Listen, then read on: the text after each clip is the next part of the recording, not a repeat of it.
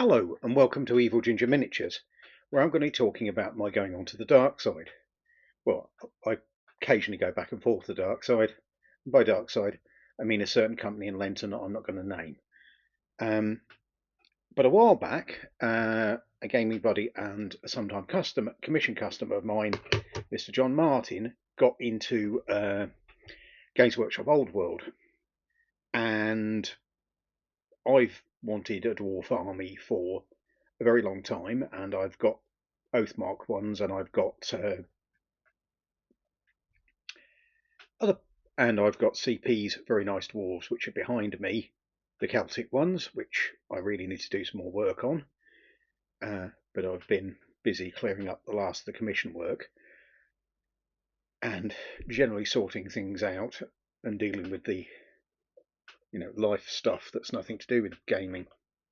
But in the middle of that and the nervous breakdown I had last year, I bought a dwarf starter army through John Martin, and quite frankly I didn't have the motivation to assemble it.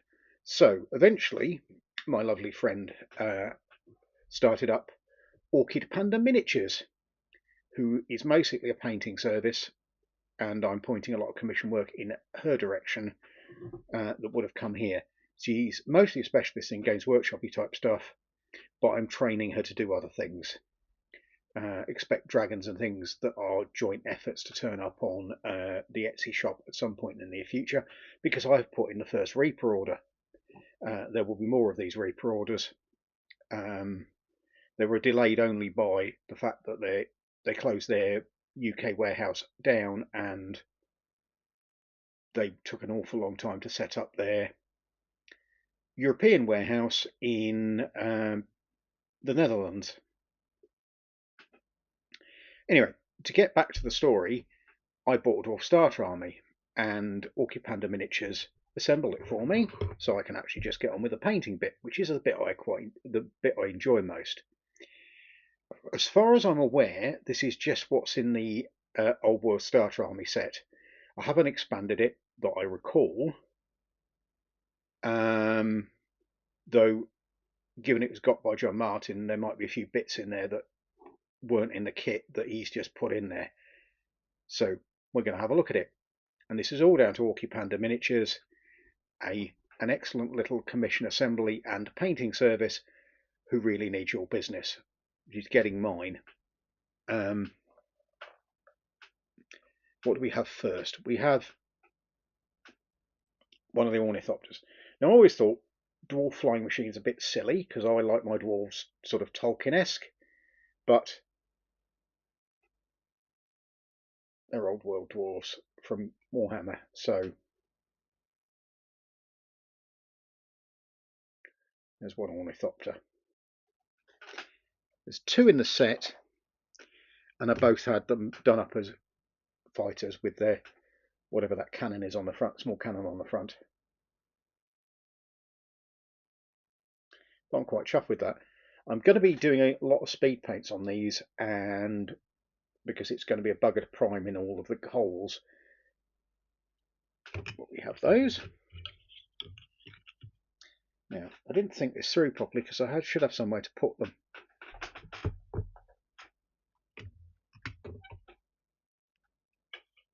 I didn't think to put the timer on either. So those are the ornithopters, which are the two biggies. What else have we got in the box of goodies, which is here? We've got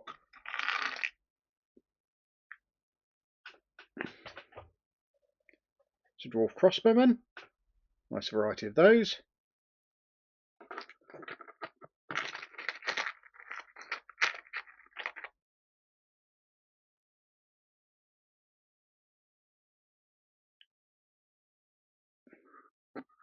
Units of those, I think they're called Rangers. There is a dwarf hero with a bogging grey axe, ready to educate people.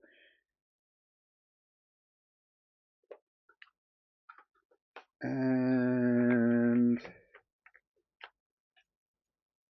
I think another dwarf commander.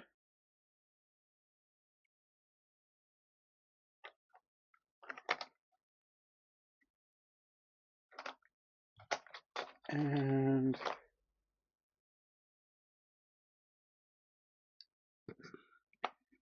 dwarf warriors with axes.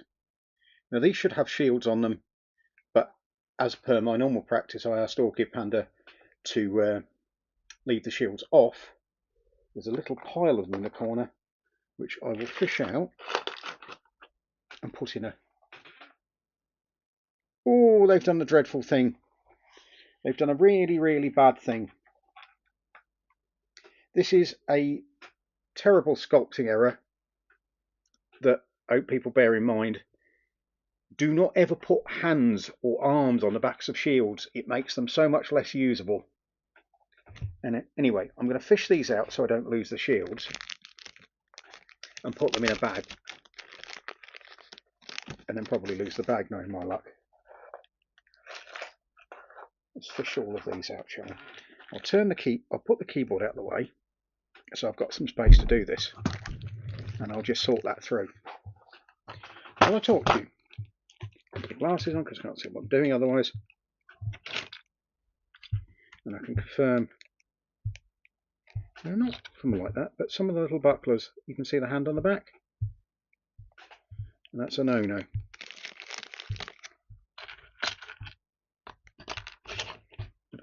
And some of the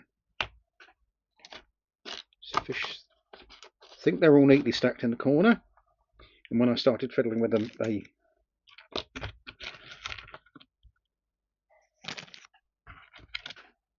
you wouldn't notice the hand anyway. So,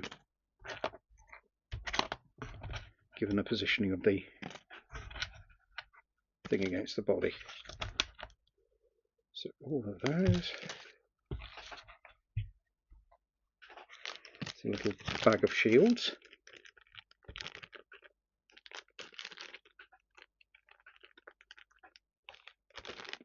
What else have we got in here? I think that's a crossbowman officer giving a command.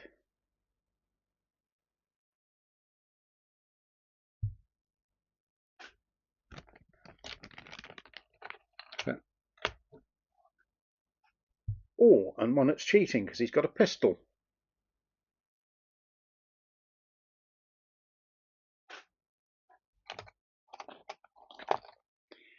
And a couple of musicians. One there, both drummers.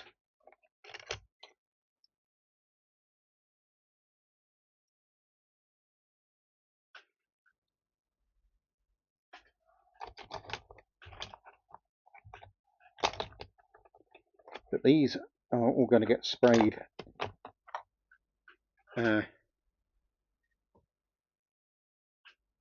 Not entirely sure that's another musician, I think. Unless that's a... Yeah, it's a musician, I think. Somebody's going to have to tell me what exactly that is at some point.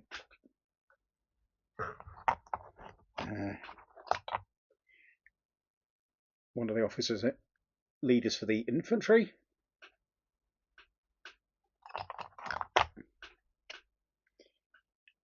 A unit standard bearer with double-barreled pistol.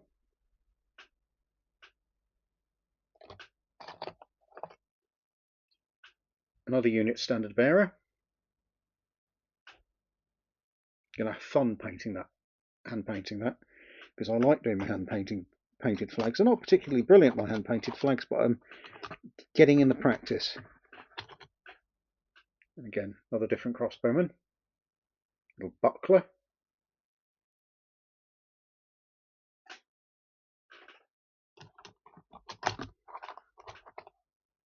And this thing, which is a dwarf king on a shield. Now this has been only partly assembled because it's for painting purposes, and looks like, yeah, it'll go together like that when it's finished, but we obviously couldn't get up most of that to paint it. So you've got the two guys at the front and you've got the leader at the back, and you've got 3 dwarfs holding him up. They all go on this big square base at the back.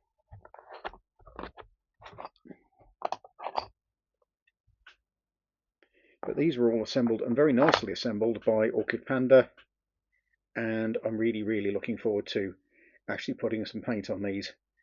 As I say, a lot of it's going to be speed paint, but it's going to be my classic way of using speed paint, which is to base coat it and then speed paint over the top as a shader type style. Might even get another couple of units of these.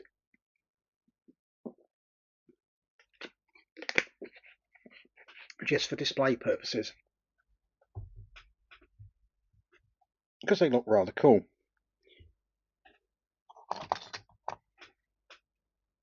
Yeah, there's one of the guys with the missing hand.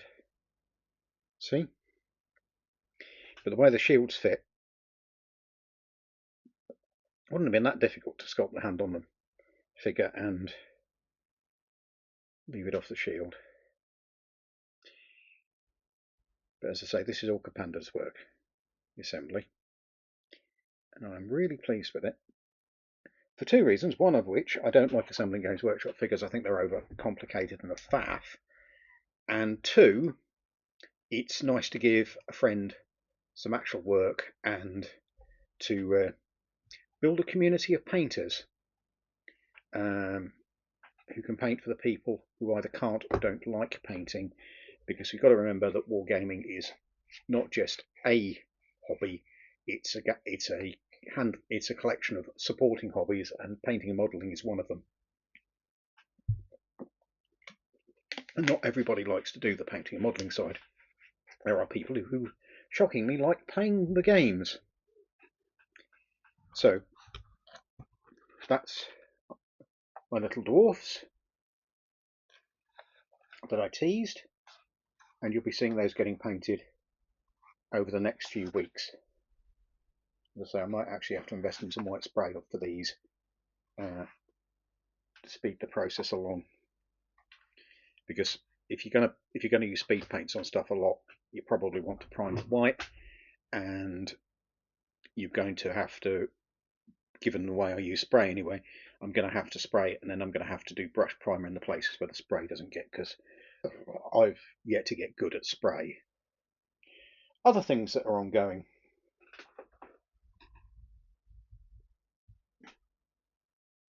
Yeah, more Baron's War stuff. These are Victrix models for the Anarchy, which is about a century before the Baron's War, and is mostly, and the idea is to get some Anglo-Norman war bands. These are Norman infantry, and I have been painting and assembling a lot of them. That's a command group we have there. I think he's the Lord. He's got a couple of soldiers with him, a musician and a standard bearer. And when I get the Anglo-Saxons, he'll have a priest as well, because the Anglo-Saxons have monks in them. And I'm going to use one of their monkish leaders, because I say Anglo-Norman army, as the commander. I'm also finally doing the Kickstarter stuff from KNIL. And yes, they were that bright coloured. I thought they were darker. My original KNIL are indeed darker. But I saw Sander van der Seur, who is Mr. May 40 Miniatures, and yeah, they are that bright. At the moment, these are in mid-process, and I've yet to do things like washing them, but they are that bright, and that's a section from the Kickstarter, which I have got the model, which I picked the models for up in Antwerp, and the rest of them are in here. I decided I was going to do that one lot first, sort of as a test, and to see how it works, because I want to be painting those for the shop when they finally come out. and if I work out a formula for doing it, it'll be a lot easier than having to do it blind. I do like practicing on things, which is mostly why I've got a collection. There's another Reaper order. There's a Reaper order in. There are several orders to War Bases and to the Sprue Shop, and there will be a lot more Barons War-y stuff. Both the Wargames Atlantic for the actual Barons War and the Victrix stuff for the Anarchy, using the same rule set. Rules are down there somewhere, as I've been reading through them again, and they're a good, sound, role-playing proof, a wargamer proof set of rules as far as I can tell, not having played them actively. I will be making a lot more scenery for the Barons War. I've got my eyes on a Motte and Bailey castle and a fortified manor house as scenario pieces, and I'm also building a Romano British villa.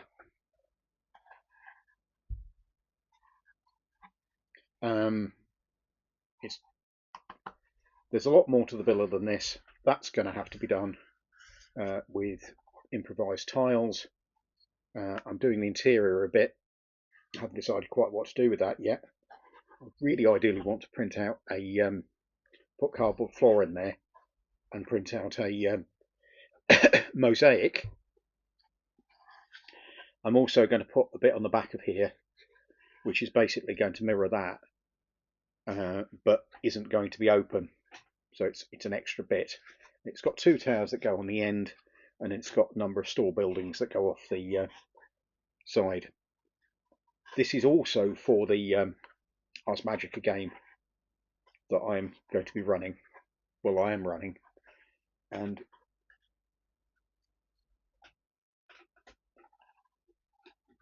put that down there for a moment. And this is the Villa Tower. I'm yet to work quite how these go, but I think they go like that.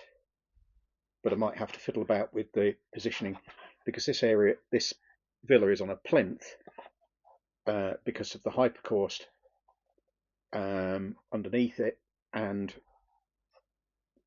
I might need to build the towers up, pack the towers up so they're on a level, because the towers were part of the original villa and should be on the hypercaust with the villa.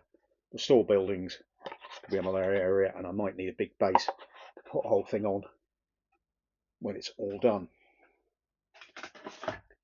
The villa set I bought came with these two store buildings like this, but I've done this one as an independent building, and it's going to go up the back of the yard, and I may or may not, I need to get some plastic card in there and do a paved floor. But that's that bit for the moment. So we've got that coming. But the villa's a work in progress, but it's going to be a big table centerpiece when it's done, for all sorts of games. And probably also be going back to Dux Britannicum. I rather fancy the idea of doing Dux in Victrix Plastics as well, to add to the plastic Dux project, which is all in the boxes behind me at the moment. And again, that's another thing that needs to get out on the table and needs to get played, because Dux is an absolutely wonderful rule set and probably one of the best campaign integrations I've ever come across. I'm also going to be doing some more painting streams, but I have got a couple of things I need to do with the painting streams. One, I'll probably need a better mic. Well, another mic, preferably a clip-on mic, so that it picks up, because I noticed when I did a painting and assembly stream last week for the bonus content, you didn't get much of my speaking because I was mostly mumbling to myself while I was painting, while I was building the models, and it didn't come across as me actually talking. And if I have the microphone directly in front of me, it gets in the way. So it's either going to be a boom microphone, or I'm going to mic myself up with a little clippy microphone. And have that.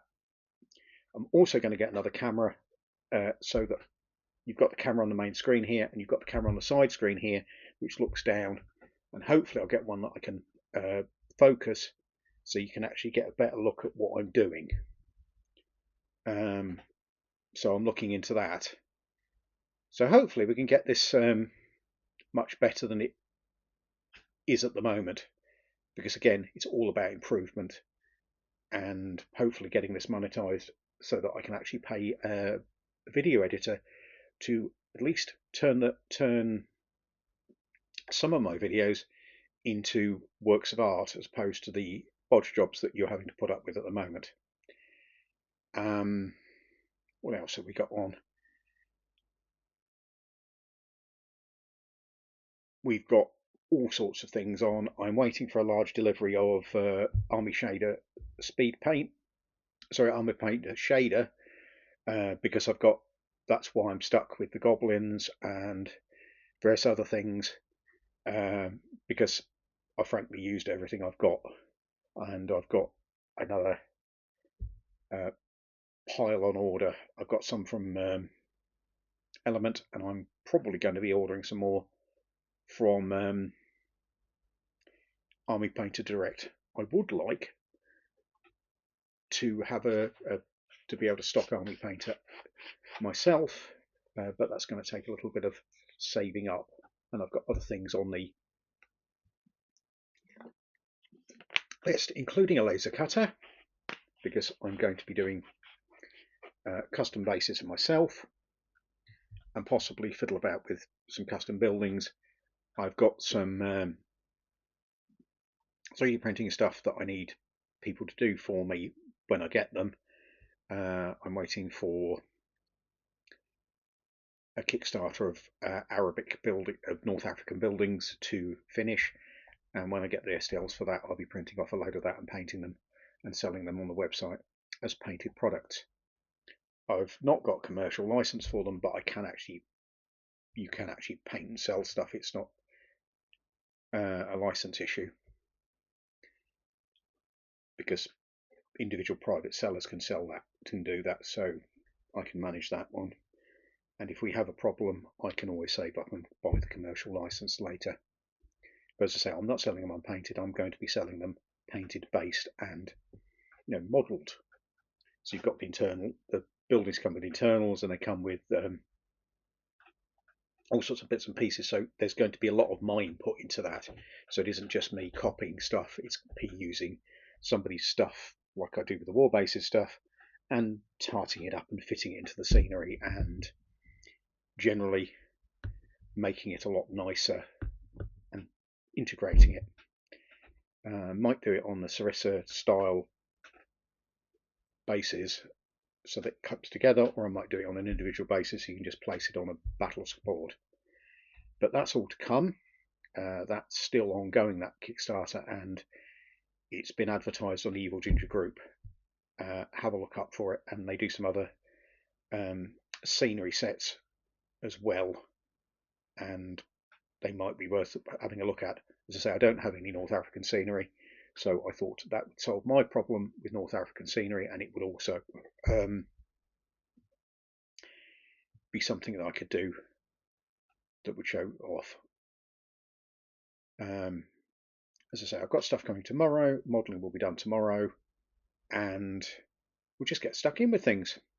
Anyway, I think you've had enough of me for now. You've had more than 20 minutes of me waffling at a camera, and I've still got a bonus episode to do, and I've got to work out what the bonus episode is. But take care, everybody, and goodbye. At least it will be goodbye when I find my mouse.